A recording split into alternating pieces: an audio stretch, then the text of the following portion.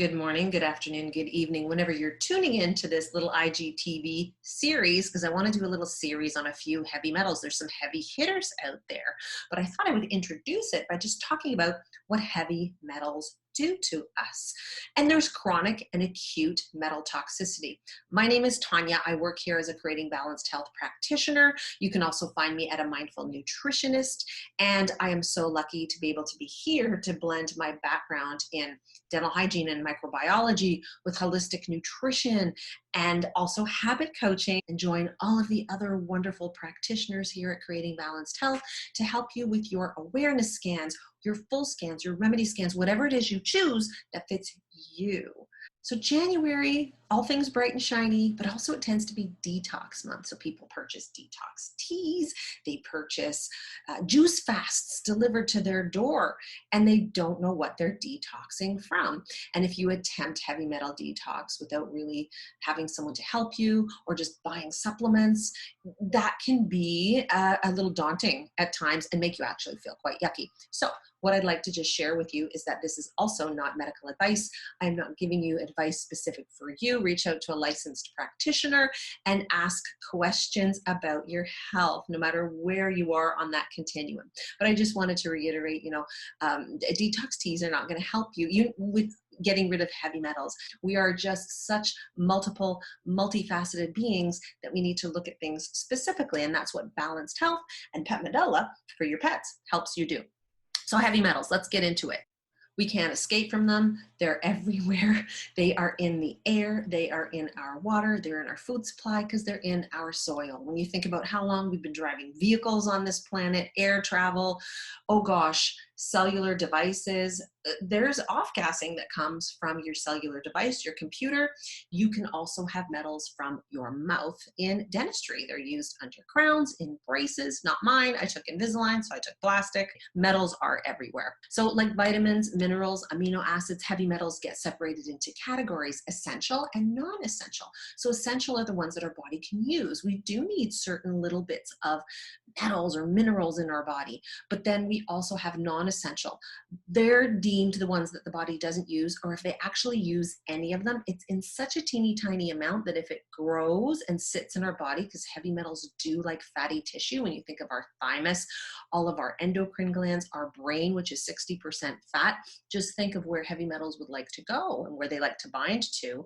But those ones can become all like more toxic or have more of an overload in the body and an impact. And I became aware of heavy metal toxicity when I started working in dentistry, when we still used silver fillings in the mouth. But just to continue the general topic of heavy metals, they can be inorganic or organic. And so organic is naturally occurring. That's something that is in our soil normally, or sometimes in water. And then there is the chemical process that makes metals or off gases metals. And that's more of a chemical process. That's inorganic. Heavy metals have a strong affinity for sulfur and for bones.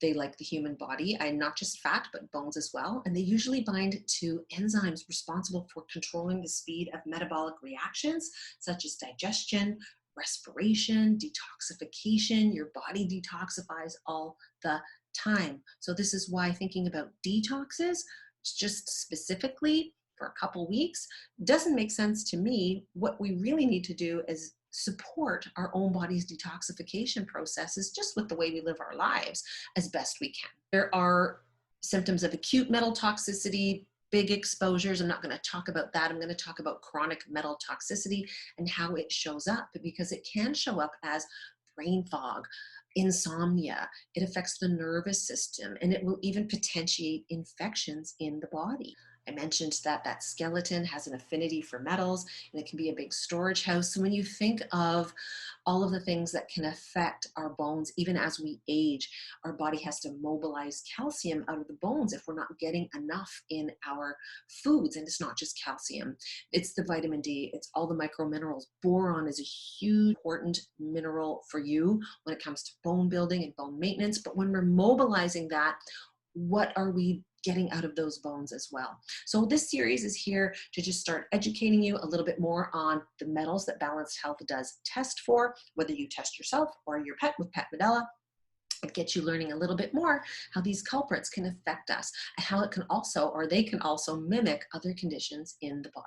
So don't go away panicked about heavy metals in your air, your water, your soil. There's things you can do, very simple things. And today you can actually just start adding in some binders in your smoothies. Things like parsley. Oh my gosh, cilantro, an amazing, amazing little herb to just crush in that smoothie. If you can't stand the taste of it like me, so many of us are genetically predisposed to hate that flavor, add blueberries. It can mask that.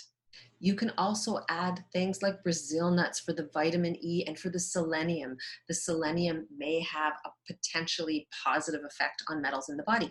You can also add garlic, spirulina, chlorella, barley grass, green tea. There's so many things you can add. And that's it for today. Short and sweet. We'll talk in the next episode about mercury.